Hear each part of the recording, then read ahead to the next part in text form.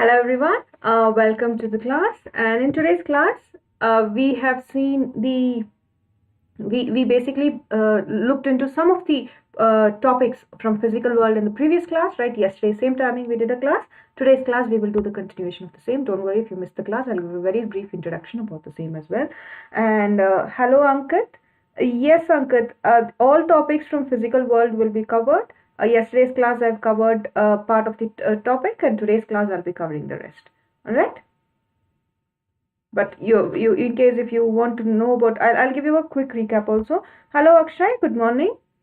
Okay. So before we go ahead, my name is Mohana. I'm a physics educator at Unacademy. So I'll be taking your class 11 and 12 physics, and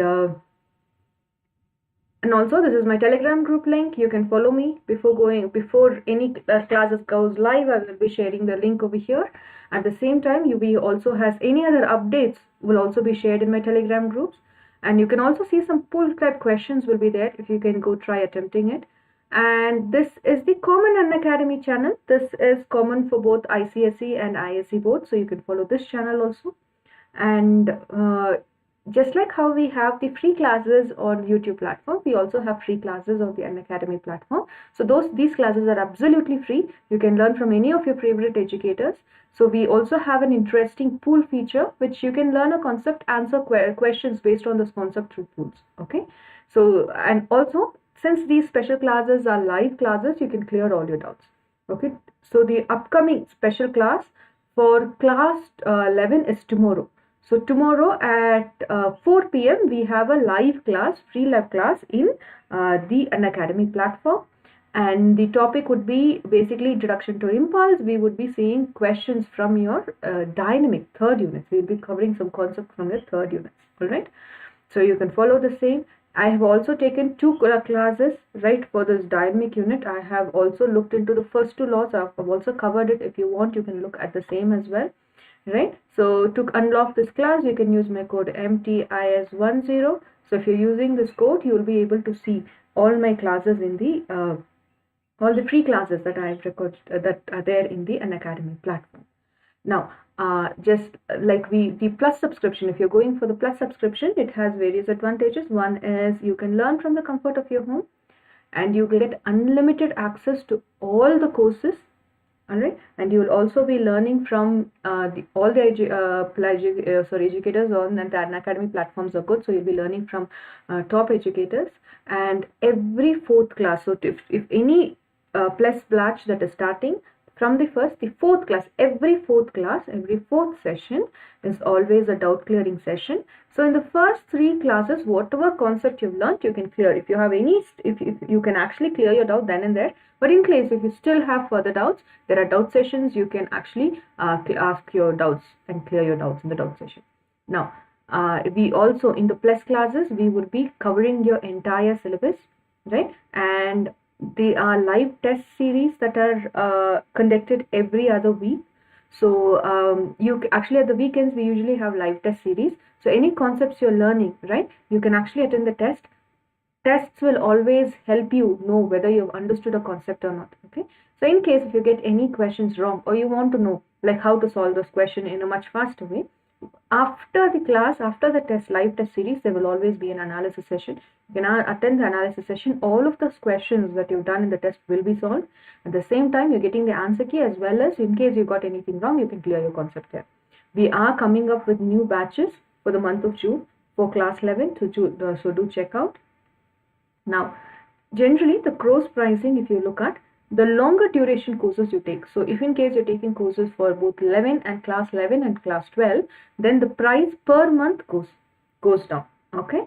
So this is the price you will be paying in case if you're taking the classes for 2 months duration. Okay. At the same time, if you're using any plus subscription you're taking, if you're using my code MTIS10, you will be getting a 10% discount on the same. Okay, so any plus subscription, you can use my code. Now, we also have the Unacademy National Scholarship Admission Test going on. So this will be a computer-based test, but it will be in the offline centers of Unacademy. The test will be held across 40 cities. So in case if you're preparing for IIT JEE or NEET UG, or in case you're preparing in class 9 and 10, and if you're preparing for the fundamentals, right? In that case, you can take this test. Okay, the test registration date is on June 2nd. This is the last date for registering for the test. So the registration cost is around 199 rupees. Again, if you're using my code MTI is 10, you will again be getting a 10% discount on the same. Now, if you're taking this test and based on your ranking, you can get up to, like, you know, if you're coming on the top rankings, right, then you can get up to 90% scholarship. Okay, for in case if you want to take the classes from Unacademy centers, or even if you're taking an online plus subscription. Okay, and you can win. Okay, and top 40 rankers can win an iPhone, and also test takers will get a t-shirt, right? So do check out. Okay, and you can try attempting the test. In the registration date is on 2nd, and the link will be usually there. You will you can just go into the website Unsat Unacademy and actually register for the test. Now, we have seen the different topics, right? So we have already covered what is science, right? And right, we have already covered what is science. So I'll go forward in case if you want explanation for any step. So let me know, I'll do the same, right? Science is nothing but the systematic and organized knowledge about any natural phenomenon, right? So that is obtained by careful experimentation. So as simple as, very simple as, what is gravity, right?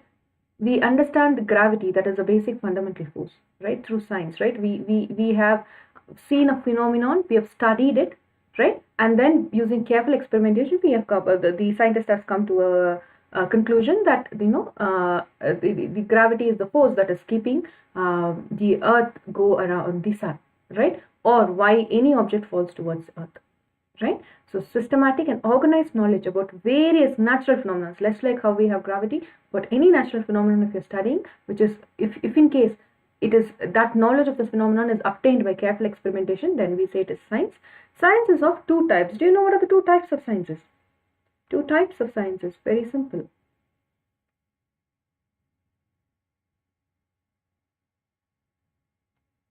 One is basically your biological sciences, and another is basically physical sciences. Physical science again is classified into physics and chemistry. Again, this brings us to a question of what is physics, right? Now, physics is nothing but if you're studying the nature and the natural phenomenon around you, that's basically physics. That's right, Akshay, you're giving the right answer, right? And the right scientific attitude is to have a flexible, open-minded approach to solving any problems. So if you're coming up with an idea to solve any natural, let's say if you want to study any natural phenomenon, so if you're coming up with an idea, right, if it works, good, you can keep the idea.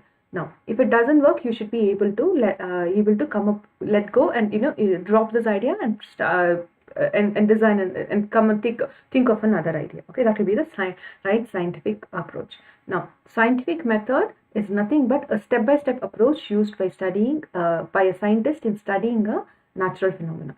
Okay, now the step first of all, you should be able to take the observations that you're making, right? For any experiment, you should be able to take a large number of experiments, right? Then you should be able to make an observation, making qualitative and quantitative reasoning as well as the mathematical models should be any behaviors that you're studying about any phenomenon. The mathematical models should account to it.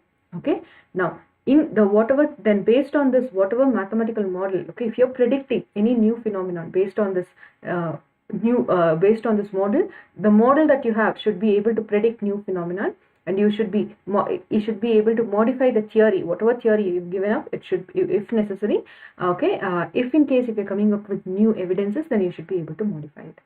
Again, there are four fundamental forces in nature.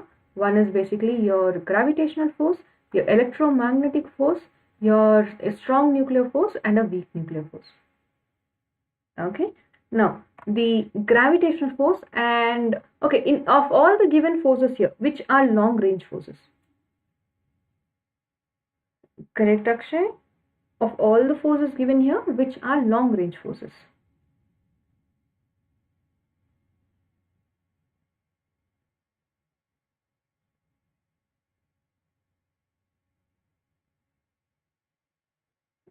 Gravitational force is a long range force. Okay, and that's right. Electromagnetic force, that is also a long range force. Okay. What about strong nuclear force and weak nuclear force?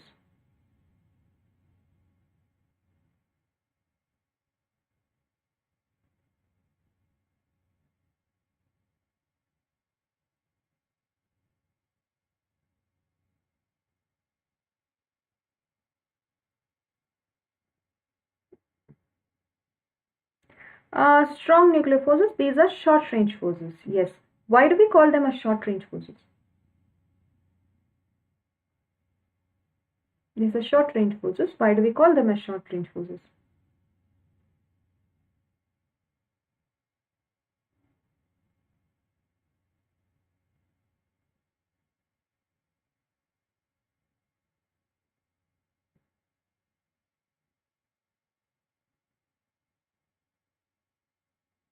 Uh, I think you meant to say actually 10 to the power of minus 15 meters. 10 to the power of 15 meters is like you're going in a macroscopic level. That's very high, this length.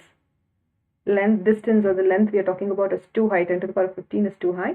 10 to the power of minus 15, 1 Fermi, because the strong nuclear force and weak nuclear force are basically acting within the nucleus of an atom, right? So the nucleus of the atom, right, the nucleus of the atom is only at the range of 10 to the power of minus 15 meters, right? That is around 1 Fermi.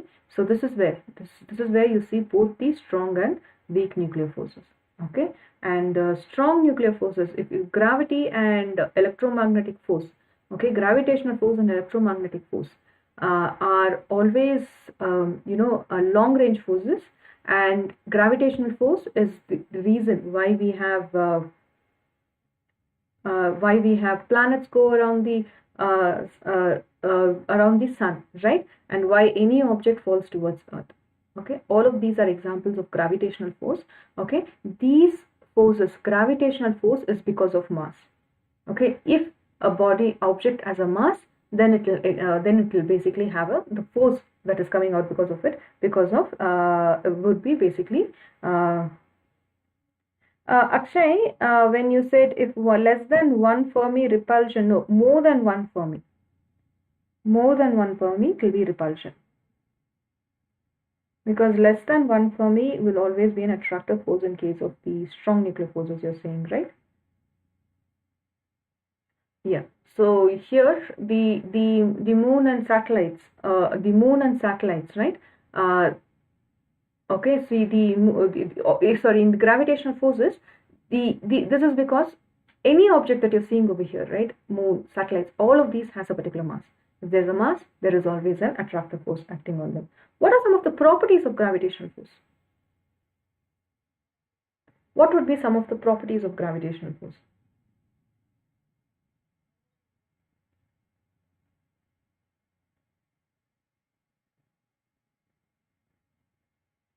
They are the weakest force, that's true.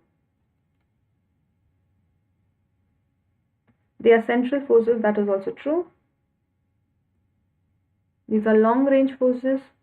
The force is conservative in nature, and they also obey inverse square law. Okay, these are some of the gravitational force. These are some of the properties of gravitational force. It's universal as well.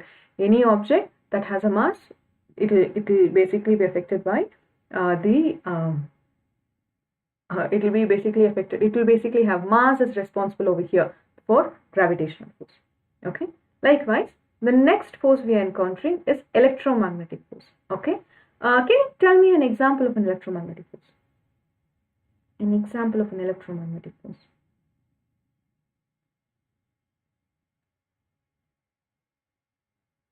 Electromagnetic force is again divided into two types. One is electrostatic force and magnetic force.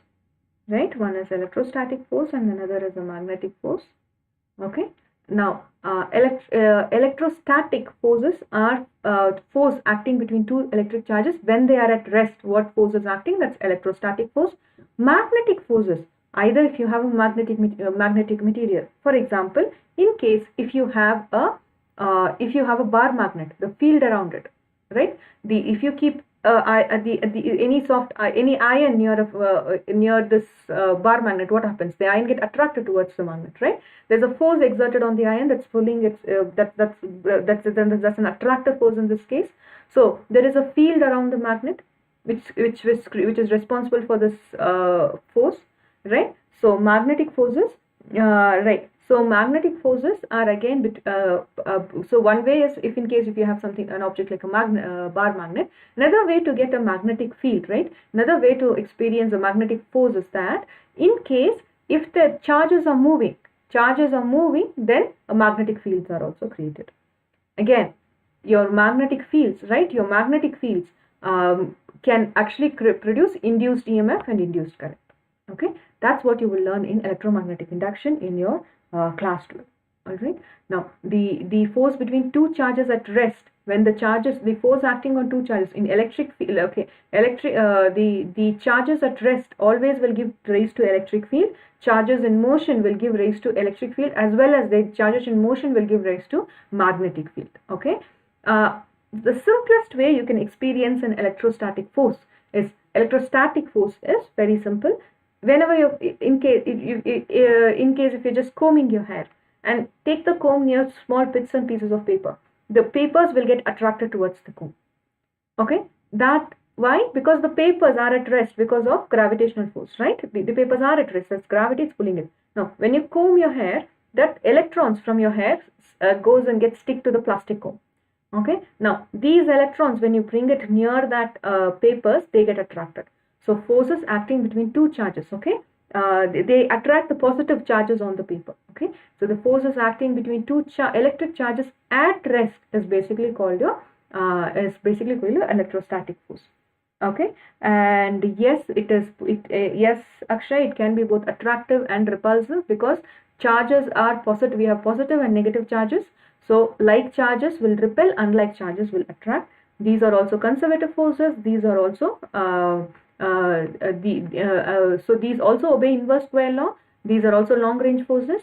These are also central forces, and they're also conservative forces. And this force is 10 to the power of 36 times stronger than gravity. How do we know this is 10 to the power of 36 times stronger than gravity? Just the example that I gave you, right? Not just 10 to the power of 36, but how do we know it is stronger than gravity? How do we prove electrostatic force is stronger than gravity? To prove that electrostatic force is stronger than gravity, you can do the same thing. The bits of paper which is lying on the table was basically was under the influence of gravitational force, right? Now, if you bring in the comb, what is happening? Electrostatic force that is acting between two charges, right? Now, because of that, the paper gets attracted towards the comb. This is basically because of this is happening because of friction. Okay. Now, in this case, you can say that though there is a gravitational force acting on the piece of paper, but the electrostatic force at that point was greater.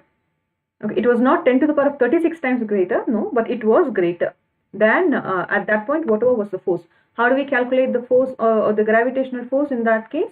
Gravitational force you can calculate by using the formula G m1 m2 divided by r square. Now, electrostatic force, if you can calculate by using the constant K is 1 by 4 pi epsilon naught, right? Q1, Q2 divided by R square. Okay? Use this formula, you will be able to see that if you know the charges, if you know the the positive charges on the paper and the negative charges on the comb, right? What is the charge ratio if you know? What is the distance of separation if you know? Then obviously you can find their electrostatic force. Okay, again, if you know the mass of the two objects as well, you can see what is the gravitational force. If you see your gravitational force is weaker than your electrostatic force. That's one example where you can see this. Okay, next. Now this is about your gravitational force. Next one is basically your strong nuclear force. Strong nuclear force. If you take a nucleus, right? Basically inside a nucleus of an atom, you have protons and neutrons. Now, protons are positively charged. Neutrons has no charge. Okay, protons are positively charged. Okay. Now, what is the force that is binding them together? That's right. That's right, Akshay. The force that is binding these positive charges. These are positive charges. They should be repelling each other. But there is some sort of a force that's binding them together. This is basically your strong attractive force. It is the strongest known force in nature.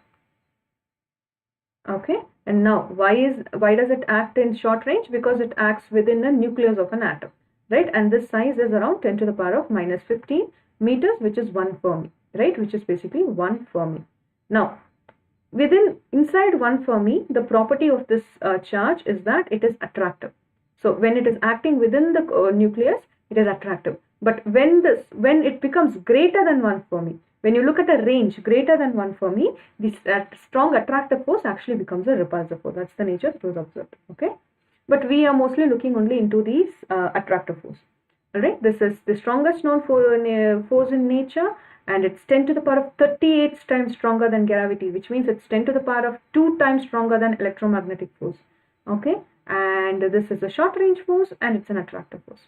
Repulsion, in case if the distance between the nucleons increases more than 1 Fermi, then you see repulsion.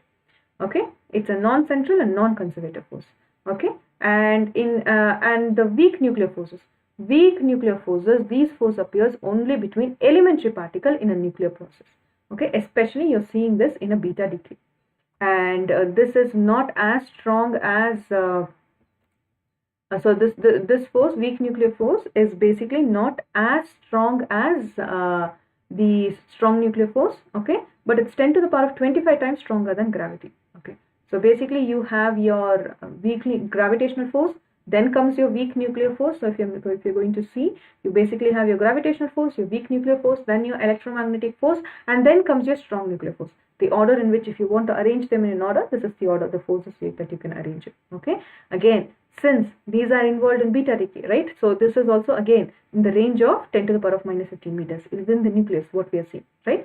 So nucleus of an atom. So this is again a short nuclear force. All right. Now, what is the fundamental forces that arise due to this exchange of particles? Is the basic mechanism of fundamental forces is because of the exchange of these particles. Electromagnetic force is because of exchange of protons, okay, between two charged particles. Okay, the electromagnetic force you're basically getting in case if you when you comb your hair, electrons from your hair goes towards the comb. Okay, the total charge is conserved only because this is a famous experiment that we would have seen, right? If you take a glass rod, rub it with silk cloth, right? The glass rod acquires a positive charge, and the silk cloth over here acquires a negative charge. How did it acquire a negative charge? The negative charges from the glass rod left and came to the silk cloth. Okay, so this silk cloth became positively charged.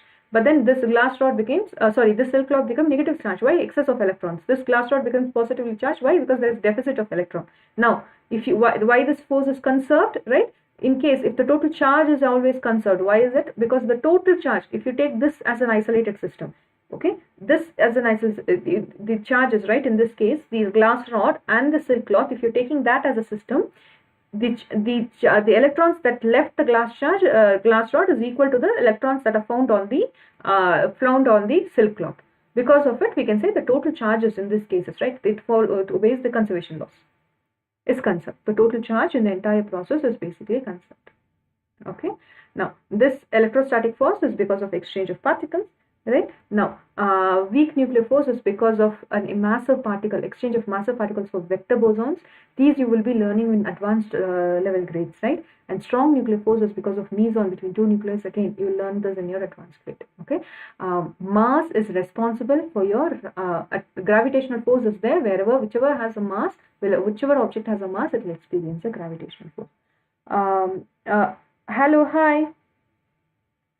Right, so from here, before we go ahead, let's see. Right, this is what we studied about in the last class. Quick recap I have given for those of you, because I saw a comment to teach the entire syllabus, and I have done that. Hi, your name is written as LB. Hi, right. So I have done the same. Now, if in case, right, now let's see what are the laws of conservation.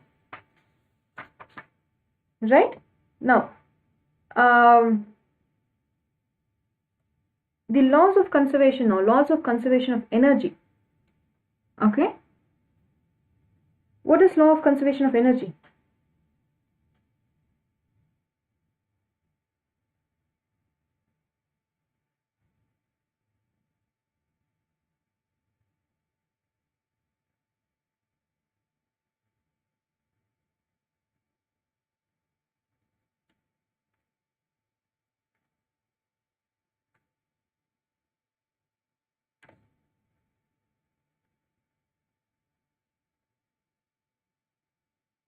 All right.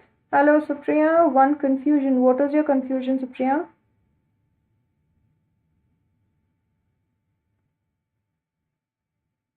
Akshay, that is right.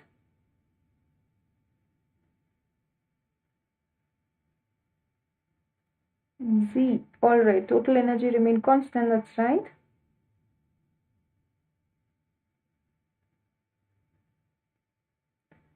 Okay. So, if you take any physical phenomenon that is taking place in nature, some of the quantities changes with time. Some quantity do not change with time. The quantities which do not change with time, we can say these are conserved quantities. All right. And the laws which governs these conserved quantities are called as conservation laws. Based on this, these are some of the general laws in nature, okay, that are conserved. One is law of conservation of energy. Where do we see it? Okay, very simple. Law of conservation of energy simply says, if in case the total kinetic energy and potential energy of a body is always constant. If you drop a stone down, what was the potential energy of a stone initially when it was at a particular height? Okay, what was the potential energy? That gets converted into a kinetic energy as it goes down. Okay. Supriya, I am not a native Hindi speaker, so I don't really understand what you're trying to tell me in Hindi. Is it possible for you to tell me whatever you know? You just try. Can you communicate to me in a language like in English, probably?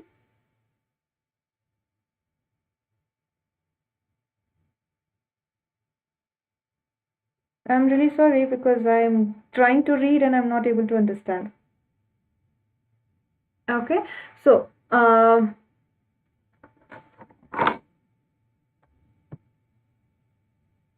this basically gives you the total law of conservation of energy. This is a very good example of law of conservation of energy. Next is now if you take any what is law of conservation of linear momentum? Okay, what is momentum? What is linear momentum? Okay, total linear momentum remains constant for colliding object unless external forces acts. Okay, that's right. Or in any conservation laws, unless and until there is an external factor acting on it, whatever is the total, the initial energy and the final energy, right, that tries to remain, or that will always be constant. Momentum in straight line. For example, okay, if you have, let's say, for momentum, there are two quantities, right? To talk about momentum, we basically have two quantities. One quantity is basically, for momentum, we give it by linear momentum, we give it by P. And what gives? Yes, Z, that is what I was saying. Total energy remains constant. Yeah. So this P, right, linear momentum P is given by what? It's given by two factors. One, for an object to have linear momentum, it should have mass, right? It should have mass, that is m, and it should have a velocity, right? And linear momentum is going in a straight line. Okay, that is right, Akshay. M into V. Okay, now linear momentum of momentum is conserved means, let's take two objects and let's say their linear momentum is conserved. Object 1's linear momentum is conserved, object 2's linear momentum is conserved. Z, right, m into v, that is correct. All right, now this linear momentum, right, in this case this is totally conserved. But for example, let's take a truck. Okay, let's take the linear momentum of a truck, okay, and the linear momentum of the car, and let's say they both are conserved. Okay, now linear momentum of a truck means the truck has a mass and the truck is going with a velocity t, right? And the linear momentum of a car means it has a velocity. We are saying these two are equal. The car has a mass, right, and the car has a velocity. Now with these two, the linear momentum has to be conserved means what should happen?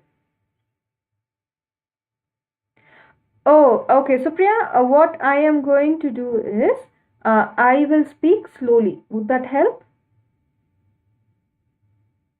I'll speak very slowly in English. If you can't, you can tell me, and I will repeat what I said. Would that help, Supriya?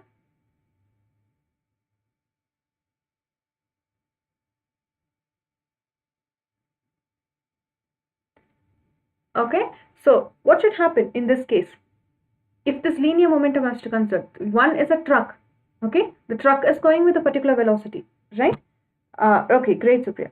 Right, another one is a car. The car is going in a particular velocity, right? Now, if the linear momentum is concerned, what should happen? We know the mass of the truck is more, right? In this case, mass is more, but the mass of the car when compared to the truck is less. Okay, then in that case, if you look at the velocity, right, what should happen if for the linear momentum to be conserved, right? In this case, the velocity comes into picture. If both their velocity has to be same, means in that case, if these two has to have a same linear momentum means the velocity of the truck should be less and the velocity of the car should go high. So the mass of the object the object which has smaller mass is going in with a greater speed, wherein the object with the more mass is going with a less speed. Okay, so this gives you the idea for how two linear momentum can be seen. Okay, so this is one more, and the next one is if you're taking. Okay, similarly, law of conservation of angular momentum just talks about the total angular momentum of a system will always remain constant. Okay, again, if net external torque acting on the system is 0. Okay, Ankit, once again, I'm sorry, I'm not a native Hindi speaker. If you don't mind asking the same question in English. Z, you're in 12th PCM.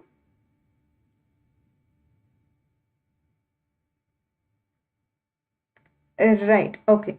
So, once again, law of conservation of linear momentum says the total linear momentum, right, of a system remains constant if no external forces acting on them. Similarly, conservation of angular momentum, total angular momentum of the system remains constant if no external torque acts on them. Okay, so that's about your linear conservation of linear and angular conservation. What is total conservation of charge? What do you mean by total conservation of charge? I guess, Ankit, you're asking me, let me try to guess. I guess you're asking me which classes I'm teaching. I'm teaching for ISC Class 11 and ISC Class 12. Okay, I hope that answers the question.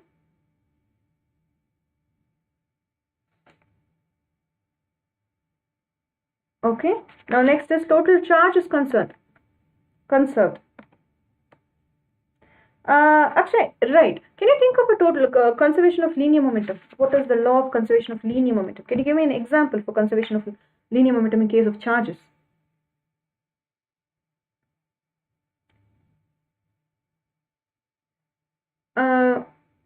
Very simple. I've already given an example. Right? Anywhere there is a friction present, right? The charge from one object go to another one.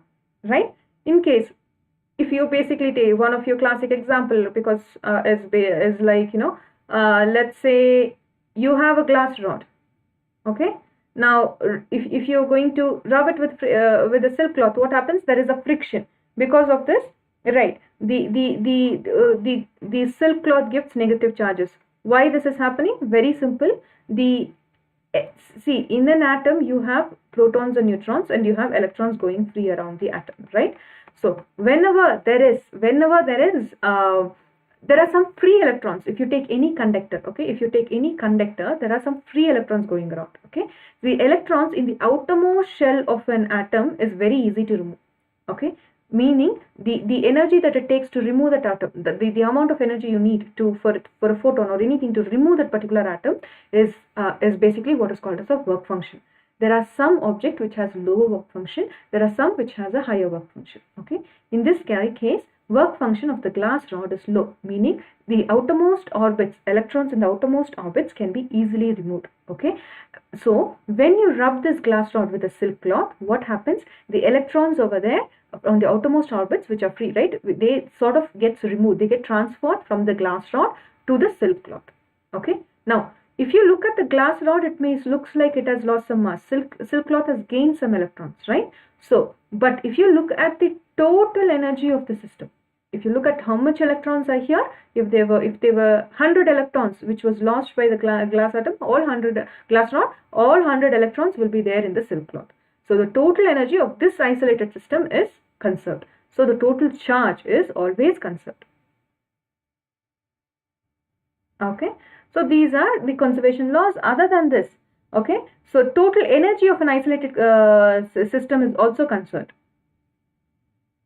Okay, at the same time, now if you take what about conservation of mass? Conservation, total mass is also conserved, right? Energy is also conserved, and then we have the equation for law of conservation of mass. Conservation of mass plus energy. The famous Einstein equation that says total mass energy of the universe is basically conserved. Okay, the equation that says that the energy, total energy, right, is basically the mass times the C. So basically you saw E is equal to mc.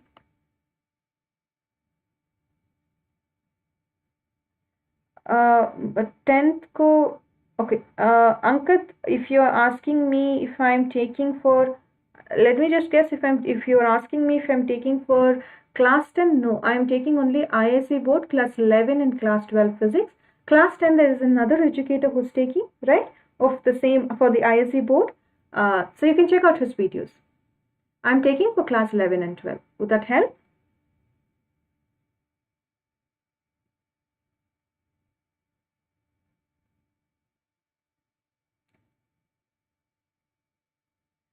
All right. So this actually means if anywhere, right, if in a system, if there is, if whatever mass is lost, right, that an equivalent amount of that for that loss, that mass that is lost, an energy will be produced. Okay, so this basically gives you the example of mass energy equivalence. Okay, so when two electrons collide with a positron, right, if you usually have an electron that collides with a positron, electron minus E, positron plus E, right, and the two annihilates, and it will basically two annihilates and gives two photons, right. In this process you will get, okay, whatever was, this was basically had a mass, right, electron has a mass, proton has a mass. When these two collide, what you get is the form of an energy is basically a photon. Okay, you're getting the energy of a photon. So there you will get two photon over here. Whatever was the mass lost in the process, it is produced as energy. All right, and then also we have conservation of number of nucleons. Other than this, we also have conservation of number of nucleons. So the number of nucleons in this case, when we are talking about nucleons, we are talking about the neutrons and protons, right? So we also have laws of, right, the law of conservation on the number of nucleons.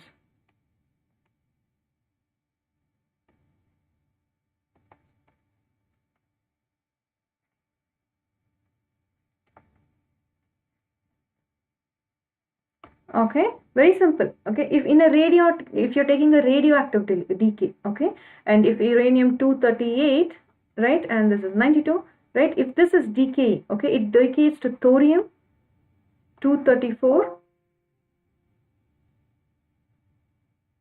right,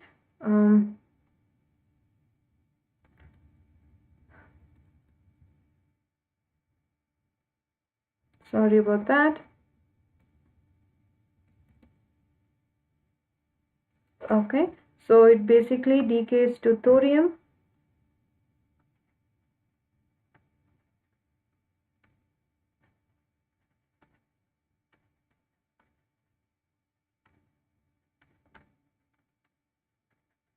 and you get a Okay, you get this, right? Now, whatever the total nucleons, right, is 238 on both sides. During alpha decay, yes, right? So basically, you have the total nucleons in this process. In radioactive decay, the total nucleons, okay, is always the same in case of fission and fusion if you're taking both. Alright, so these are your conservative laws, right? So you have law of conservation of energy, linear momentum, angular momentum charge, law of conservation of mass, law of conservation of energy, right? The total energy can neither be created nor be destroyed.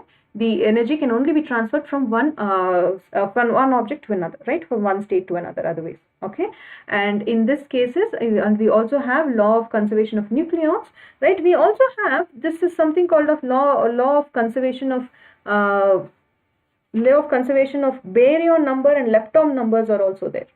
Okay, this baryon number and lepton numbers, what this states is that when okay, so whenever this basically happens during a nuclear reaction or a decay whenever a nuclear reaction or a decay occurs, right? Sum of the baryon numbers before the process must be equal to the sum of the baryon number after the process. That gives you the baryon law of conservation of baryon numbers. Okay, again the so the law of conservation of lepton number again states the same. Okay, the electron lepton number before a reaction or a decay has to be same after the, it should be equal to the sum of the electron lepton number after the reaction or a decay. Okay, these are laws of conservations again, and electric charge conservation I've already given you an example. So again, just like energy, like charge also cannot be created nor be destroyed. It can only be transformed from one point to another. Mass energy equivalence is also there. Whatever mass that is lost during a process, equal amount of energy would be produced. Okay, so when an electron and a positron collide, you will get 2 photons. Okay, this is your laws, conservative laws.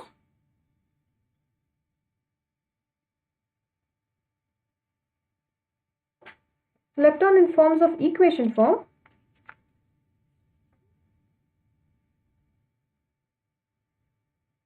Right. I include that, Akshay. Let me include that in the next lecture. Is that okay?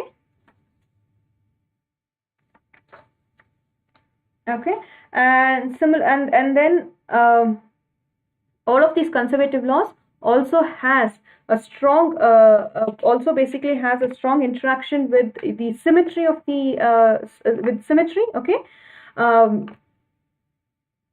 right, so if you're taking the linear uniformity of space, right, that basically leads to linear momentum. Okay, and the linear uniformity of space means the properties that are dependent on your the properties of space are independent of position. That's what it means. Okay, so wherever there is the laws of conservation basically depends on the properties of symmetry.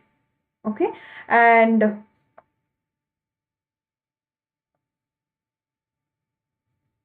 right, and other than this, we can also see that some of the what about the physics in what about the physics in relationship to other sciences, right? Physics in relationship to other sciences. Okay, so basically if you take physics, right, if you're looking at okay, physics in relationship to chemistry.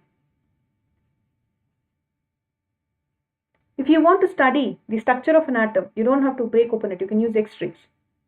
Okay, X-ray diffraction, radiation activity, all of these would basically depends on the physics laws that you can apply basically in chemistry, right? If you want to understand the nature of vacancy and chemical bondings in molecules and to analyze, right, and to analyze any complex chemical structures, right, these are all some of the physics laws and physics that are helping in chemistry. Similarly, for biological sciences, what do you think? What about biological sciences?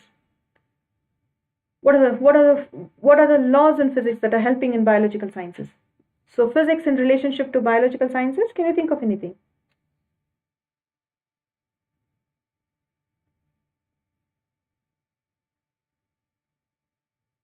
Optical microscope, right? Optical microscope that we have in physics, right, is the main instrument to study any biology in biology. This is used to analyze the sample of leaves in animals, right? Electron microscope again. right? Using electron microscope, you can study the structure of cells, right? Electron microscope is another one.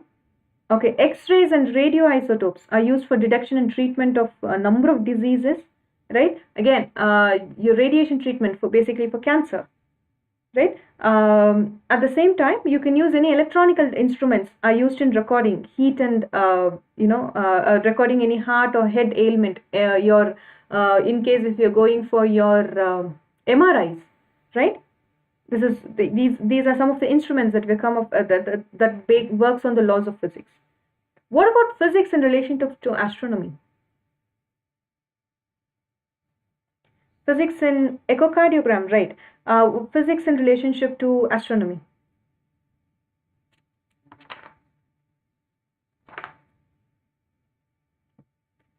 For astronomy.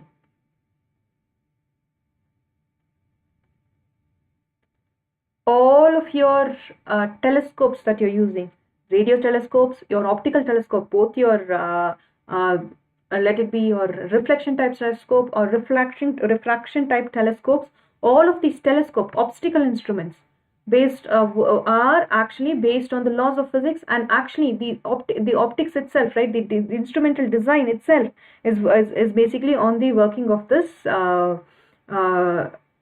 is basically on the working basically the operation itself is based on the work the principles are basically the telescopes based on the principles of laws of physics, right? So if you take a reflecting telescope, this works on the Newton, it is also called as a Newtonian telescopes, right? It works on based on the reflection laws, right? So telescope astronomy is possible because of the telescopes that we use in astronomy are basically based on the laws of physics. Similarly, the physics has relationship in the physics has led to development of new sciences like biophysics, geology, meteorology, seismology, oceanography, right? These are the relationship of physics with other subjects. But what about the development in physics? Okay, and the direct impact it has on societies. Okay, what are some of the examples you can give about application of physics in society? Application of physics in society.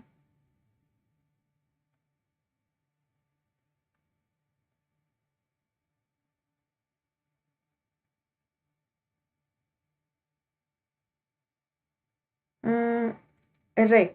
For example, the class that is happening right now, right? Your phone, your mobile phones you're having, the laptops we are using, telephone, telegrams. Okay, all of these we are so dependent on them, no? Radio, television, satellites. These are means of communication. Okay, and your calculators, computers, lasers. These all have use on day-to-day life. Okay, now and also what about in the physics in terms of technology? So any laws we come up with physics, right? We need the help of technology to develop it, right? So that's where so if you see Newton's laws of motion, okay, where do you find the Newton's laws of motion? Newton's laws of motion, second law of motion and third law of motion is basically, you can see that in flight of rockets and rocket propulsion, right? In rockets, this makes use of Newton's laws of physics, right? Next, then in case of thermodynamics, how do we get in thermodynamics? Basically tells you how heat energy, the heat engines, that is the steam, petrol, diesels, your refrigerator, air conditioning, all of this works on thermodynamics, laws of thermodynamics. Okay, what about? Can you give me an example of electrical energy that's converted into light energy? Electrical energy to light energy. Electrical energy to light energy. Electrical energy to light energy. Light bulbs, yeah, your light bulbs, lamps, all of these, right? And what about electromagnetic induction? Where do you find electromagnetic induction?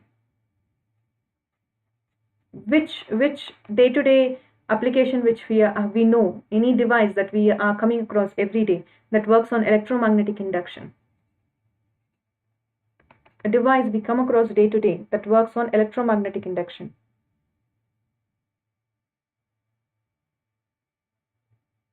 Transformers, yes, and your AC generator, right? And motors, furnace, all of this makes use of electromagnetic induction. Okay, and what about hydrogen power plants? Hydroelectric power plants, right? Right. Refrigerators, okay. Hydroelectric power plants and thermal power plants. Thermal power plants, what do they do? The chemical energy in the burning coal is converted into electrical energy in thermal power plants. In thermal power plants, the electrical energy, right? Power plant, when you're burning a coal, whatever was the chemical energy over there, that gets converted into electrical energy. Okay.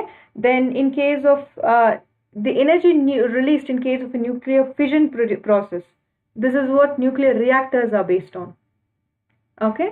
Tidal energy from oceans, that is again used to produce electricity, right? This is the tidal energy is again converted into a form of usable energy, right? Now again the electromagnetic waves, these are, we're so dependent on it. Electromagnetic waves, you're seeing.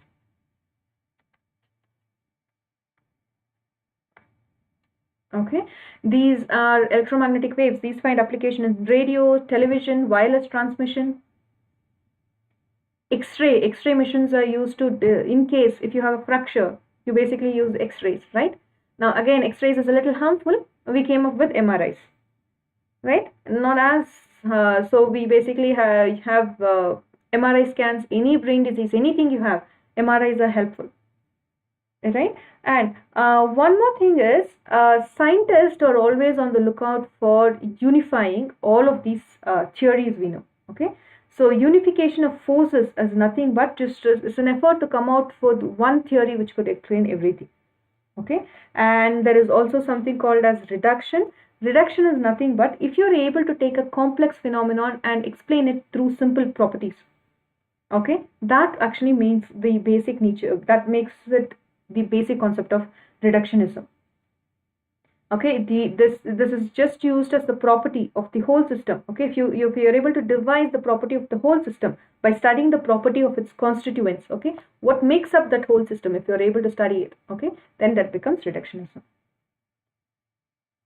Okay, so now and with this we are coming towards the end of the class. For the last few minutes, how about I give you a scientist name and you can guess the invention he came up with. Okay, so what about the scientist? Let's go with the easy one where all of us know. What about Newton? Newton, what was the law? What was his contribution? What was the law he came up with? What was his contribution or discovery? Newton, what was his laws? Gravity, okay, laws of gravity and laws of motion. Okay, gravity, laws of gravity or law of motion was basically Newton. What about Galileo?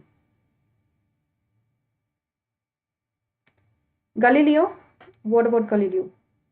Galileo basically gave the law of inertia. Newton's first law of motion is based on the law of inertia. Okay, next, what about, let's see, let's take Einstein. What about Einstein?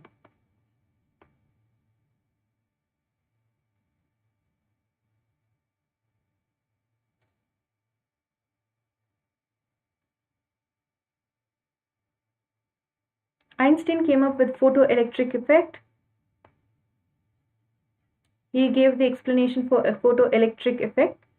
He basically came up with relativity.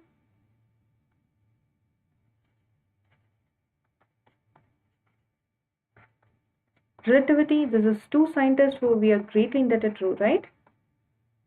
Because the laws that they have come up with has been really helpful for us, right?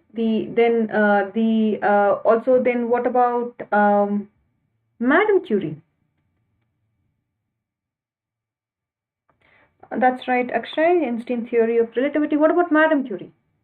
come across hers, right? Madame Curie. What did she come up with? What was her contribution, and what was her discovery?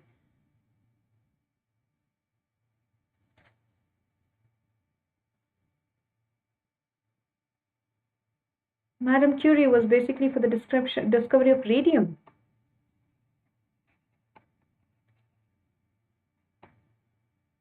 Okay, right. What about this scientist? You would have seen him, J.J. Thomson. You would have actually read about him, right? J.J. Thomson. Radioactivity, that's right, Akshay. What about J.J. Thomson?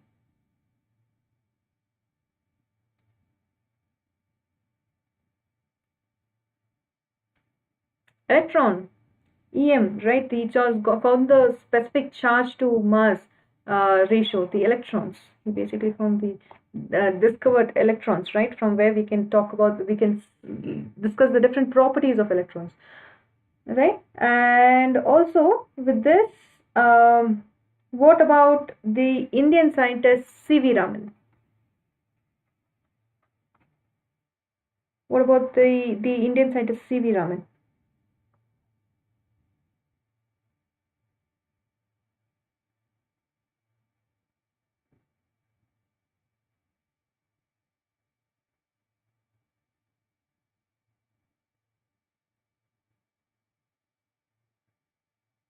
C.V. Raman, the Indian scientist, he gave the inelastic scattering of light.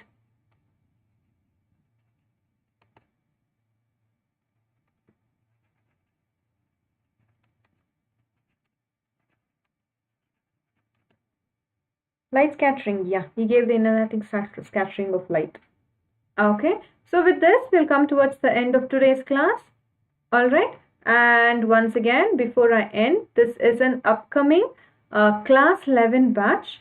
Okay, and the batch starts on 8th June, 8th June, that is only by next week. Okay, the mode of delivery will be in English. I would be taking physics, Jyoti ma'am will take math, Manisha ma'am will take chemistry, and Lakshay sir will take biology. For physics, we will meet every Tuesday, Thursday, Saturday between 5:15 to 6:15 p.m. Once again, the course will be taught in English. Okay, and the focus of this course is your midterm syllabus coverage. So we will be covering topics from your first 5 year chapters, and we would be covering your entire syllabus, right? But we will start from your first. We will cover your first 5 units. So this course focuses on your midterm coverage. Okay, so in case if you want more details, I guess there is a number given in the description. You can call there as well. Okay, again, to avail any discounts, right? If you're taking a plus subscription, if you want to avail any discount, you can use my code MTIS10. Okay, then there is a class 12 batch starting also. This is an ongoing, this is an upcoming batch. Once again, UNSAT, Unacademy UNSAT, that is the Unacademy National Scholarship Admission Test is going on. In case you are an aspirant preparing for IIT JEE or NEET UG, or if you want to take fundamental courses, right, for class 9 to 10, foundational courses, sorry, if you want to take foundational courses, right, for class 9 and 10, then you can actually take this UNSAT. This is an this is a computer-based test, but it's happening in the offline test centers in around 40 cities. Okay, the test is on June 4th and 5th, but the last days for registering is by June 2nd. Alright, now if you're coming in one of the top ranks, then you can get up to 90% scholarship. Alright, if you want to take the IIT JEE or NEET coaching from Unacademy centers, or even if you're taking an online subscription, okay, that is the plus courses. If you're taking all of it, depending on your ranking, there would be a depending on the top rankings, if you're getting, then we would be getting your 90% scholarship, and the top 40 rankers will win an iPhone, right, and the test takers will get an Unacademy t-shirt. Now there is a registration fees around 199 rupees, I guess. You can use my code. MTIS10. If you're using this code, you will be getting a 10% discount. Okay, so you will end up paying around 169 rupees, something like that. Okay, something around that fees. Okay, so do try to take the test, because if you win a scholarship, then you might get the course, the entire course for a lower price. All right, Yes, Akshay, we would be covering that measurement. Okay, this morning classes I did physical one. Evening we'll be covering measurement. 4 p.m. today? Yes, we will be continuing from where we left in the yesterday's class. Now, again, we have the Unacademy community feature. So over here, this is my community link. So you can follow any of your favorite educators community, and you can get you can actually share your feedbacks. If you look into my class 11 community, there will be some few poll type questions I would have posted. The questions that I've given is it would be basically from the class 11 topics that we are covering on this channel. So you can try attempting those questions. Okay, and Bucks Bounty is one more feature that Unacademy has come up with. This, in case if you come across any inappropriate content in any of the videos, then, and if you're reporting the same, you can actually get a prize. Now again, like and share the video and click on the bell icon to subscribe, so you know when the next upcoming classes are. Right, for the next few days, I think at least for the next few days, class 11 will have 2 classes, morning and evening, because of your vacations. That may not be the case in the next coming month.